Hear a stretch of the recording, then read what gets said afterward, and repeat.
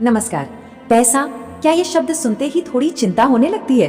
देखिए, आज हम एक ऐसी किताब के बारे में बात करने वाले हैं जिसने सच में दुनिया भर के लाखों लोगों का पैसे को देखने का नजरिया ही बदल दिया।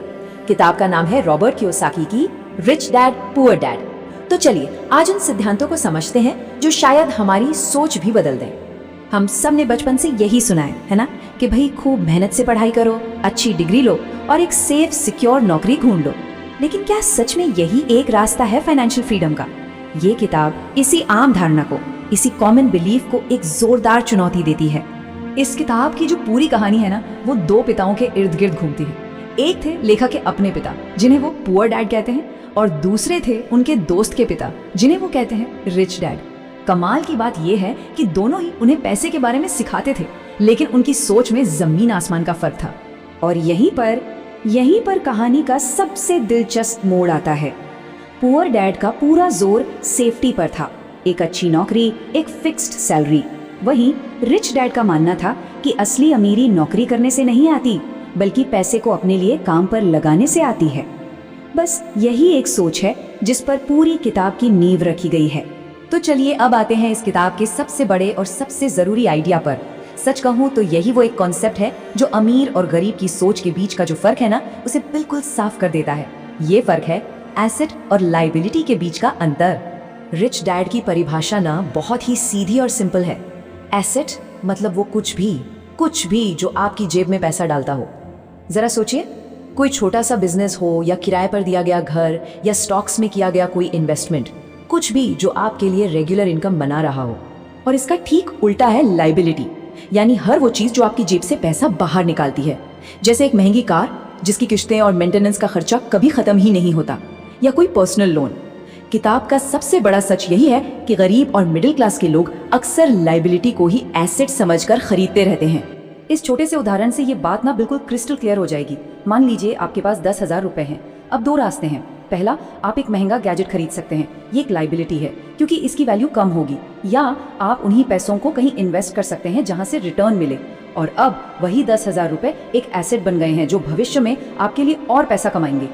तो यहाँ एक सवाल उठता है कि भाई अगर ये फॉर्मूला इतना ही आसान है तो हर कोई अमीर क्यों नहीं बन जाता? किताब के मुताबिक इसका जवाब हमारे एजुकेशन सिस्टम में ही छिपा है। और यही किताब की सबसे बड़ी, सबसे तीखी आलोचना है। हमारे स्कूल हमें जॉब के लिए तैयार करते हैं, ये सच है, लेकिन पैसे को मैनेज करने के लिए नहीं।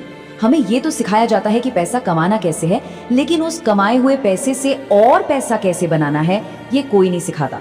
और यही वो वजह है कि अच्छी अच्छी डिग्री वाले लोग भी अपनी पूरी जिंदगी पैसे की तंगी में गुजार देते हैं। लेकिन सिर्फ जानकारी की कमी ही अकेली वजह नहीं है। एक और बहुत बड़ी रुकावट है हमारा अपना मन, और खास तौर पे पैसे खोने का डर। वो डर जो हमें कोई भी बड़ा या नया कदम उठाने से हमेशा रोकता है। देखिए, होता क्या है कि ज्यादातर लोग अपनी मेहनत की कमाई खोने से इतना डरते हैं कि वो कभी भी अपनी सेफ नौकरी से बाहर निकलकर इन्वेस्ट करने की हिम्मत ही नहीं कर पाते। वहीं दूसरी तरफ अमीर लोगों की सोच बिल्कुल अलग है। वो रिस्क को डर से नहीं बल्कि सीखने के एक मौके के तौर पर देखते हैं। वो कैलकुलेटेड रिस्क लेते हैं और अगर कभी फेल भी हुए तो उसे एक सबक मानकर आगे बढ़ जाते हैं। रिच डैड की पूरी फिलॉसफी का अगर एक मकसद निकाला जाए तो वो है पैसिव इनकम बनाना। मतलब एक ऐसा सिस्टम खड़ा करना जो आपके लिए तब भी पैसा कमाए जब आप सो रहे हो या कहीं छुट्टियां मना रहे हो। और सच मानिए, यही तो सच्ची फाइनेंशियल आजादी है। तो ये रास्ता तय कैसे होता है? सबसे पहला कदम है फाइनेंशियल नॉलेज हासिल करना। फिर उस ज्ञान के बेसिस पर छोटे छोटे सोचे समझे जोखिम लेना, इन जोखिमों से धीरे धीरे एसेट बनाना, और फिर अंत में यही एसेट्स आपके लिए पैसिव इनकम बनाना शुरू कर देते हैं। और यही इनकम आपको नौकरी के बंधन से आजाद करती है। तो चलिए अब तक की इस पूरी चर्चा का जो सार है, जो निचोड़ है, उसे कुछ सबसे जरूरी सबकों में समेटते हैं। पहला और सबसे जरूरी, अपनी मानसिकता बदलिए। नौकरी की सिक्योरिटी वाली सोच से बाहर निकलकर एसेट बनाने वाली सोच को अपनाइए।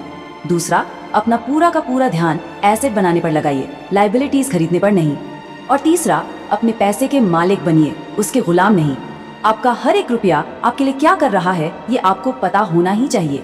तो अंत में बस यही एक सवाल है जो हम सबको खुद से पूछना है।